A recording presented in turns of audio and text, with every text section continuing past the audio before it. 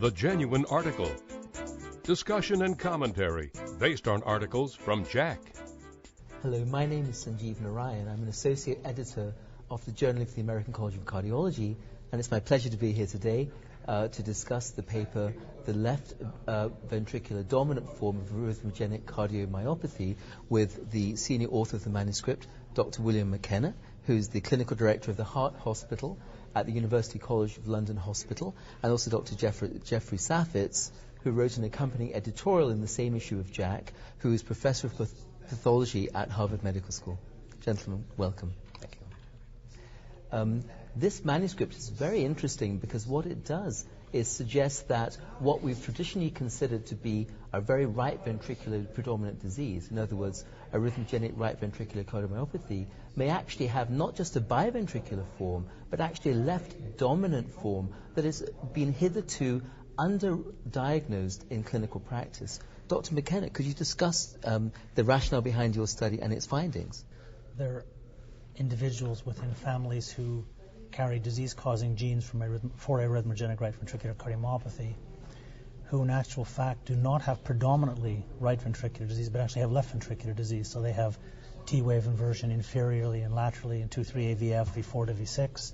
They have arrhythmias which have a morphology consistent with a left ventricular origin, and then on investigation with imaging, in some of the individuals in the particular family where we first noted it, echo was entirely normal, and MRI was normal apart from late enhancement. So the late enhancement appeared to be the earliest manifestation in terms of the imaging of disease.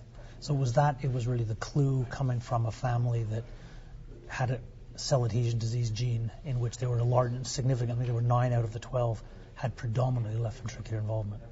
That's very interesting. We're going to come on to what you consider the pathological basis of the disease to be with Dr. Safitz's input. But how did you recruit these patients so that we can frame this for clinicians moving forwards? What sort of patients should they be looking for to put into this diagnostic bin? I guess you find what you look for, and if you don't look, you don't find. And the original patient was a young man who died suddenly, and the pathologist, a colleague of Jeff Safitz, Michael Davis, noted that there were fibrofatty changes and with myocyte loss in the left ventricle, in the posterior and lateral wall of the left ventricle. There were right ventricular changes, but they were mild.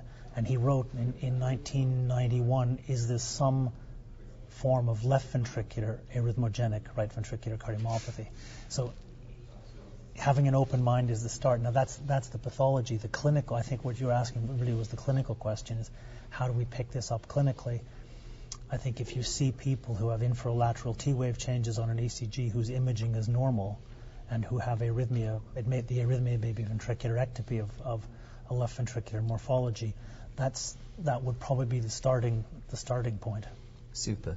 And from your cohort of patients, what was the natural history? How benign or malignant was this condition?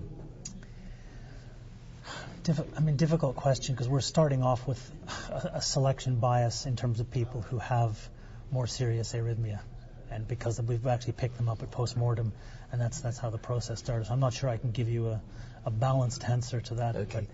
And future work will define the prevalence in ongoing studies. So do you consider the condition to be analogous to arrhythmogenic right ventricular cardiomyopathy but affecting the left, or would it just be a predominantly arrhythmogenic phenotype in a condition that just affects the left? Why do you think there's a link?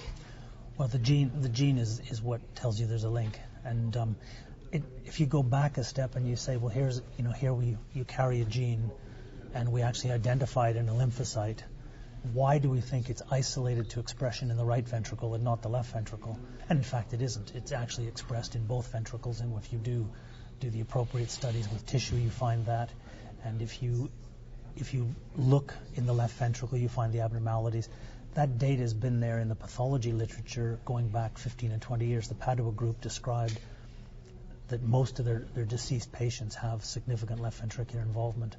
And it's there clinically if you look for it. So I don't think it's a surprise, and I think it's part of the spectrum of arrhythmogenic right ventricular cardiomyopathy. It's a little bit, we have a problem with terminology. We've got hypertrophic cardiomyopathy or hypertrophic cardiomyopathy without hypertrophy.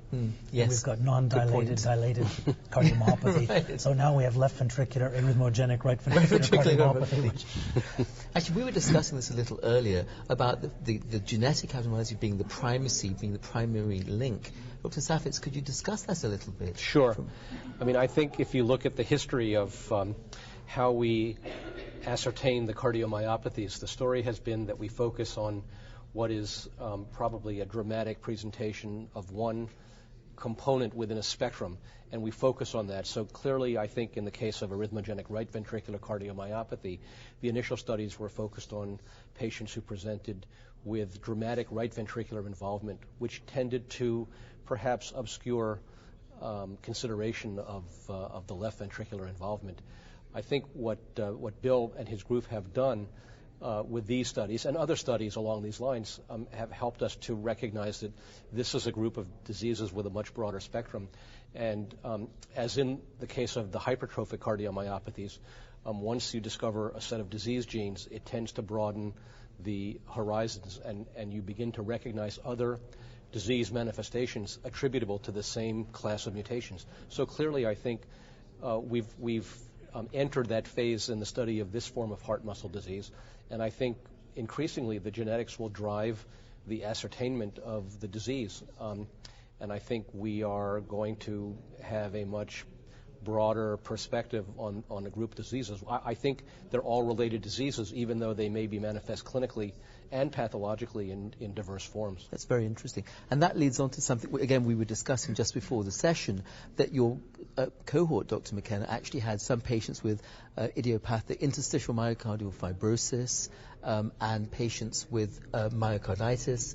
And so what you're saying is not that those clinical features are central to each of those conditions, but they're a manifestation potentially of this desmosomal disease. Yeah, I mean, if you present, if a patient presents to a physician outside the context of ARVC, and there's an abnormal electrocardiogram, and you do magnetic resonance imaging studies, and you see late enhancement in particular distribution mid-myocardium, you would by and large not think first of ARVC. You'd say this is myocarditis, particularly if it's a young patient with chest pain or fever and other features of myocarditis. So you'd say this is myocarditis. Now, if you then go on, what leads you to make a diagnosis of ARVC?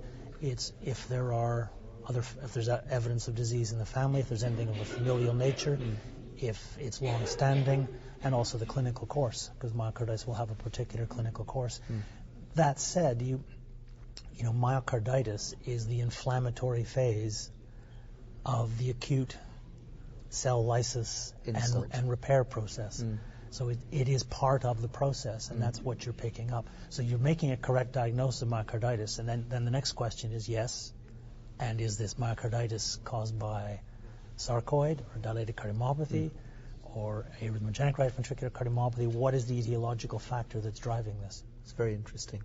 And that leads actually quite nicely onto the a very important sort of final topic, and that is how would the clinician, faced with an individual with left ventricular features, be they ECG T-wave abnormalities, be they perhaps some PVCs with a right bundle morphology, how would the clinician address that patient? What diagnostic testing, if any, would you recommend, and what therapy?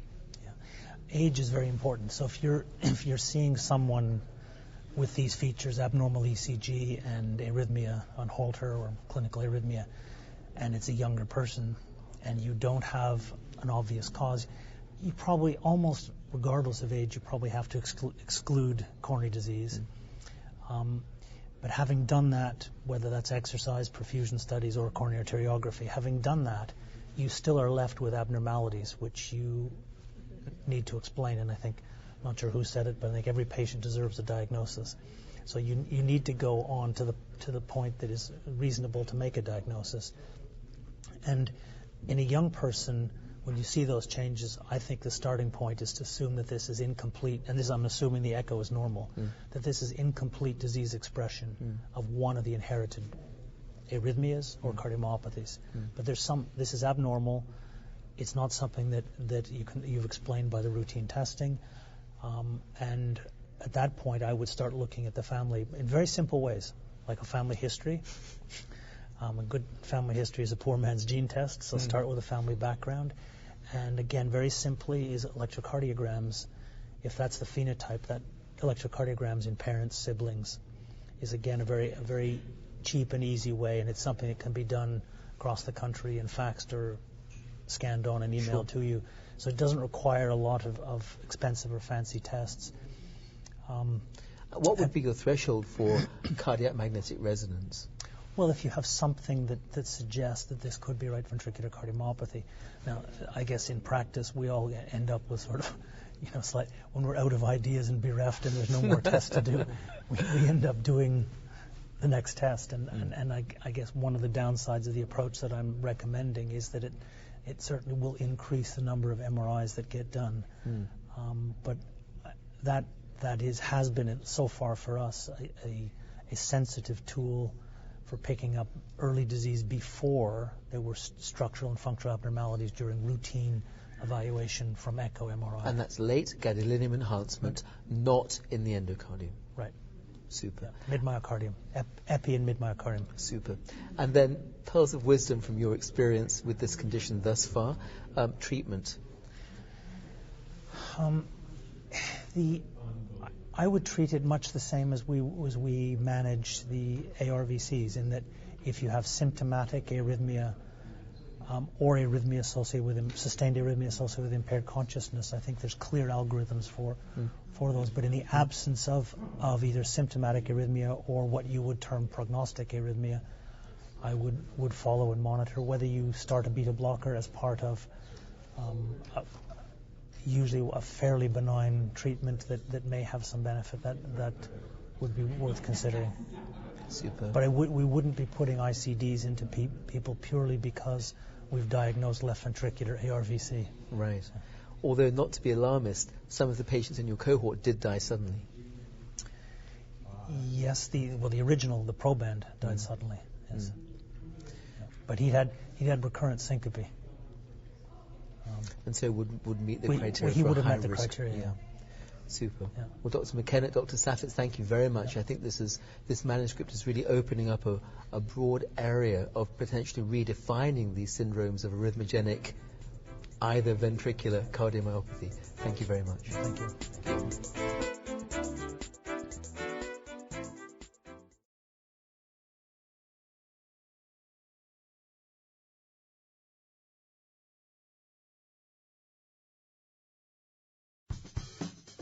Have a question or comment about a CVN story? Send us an email at cvnfeedback@acc.org.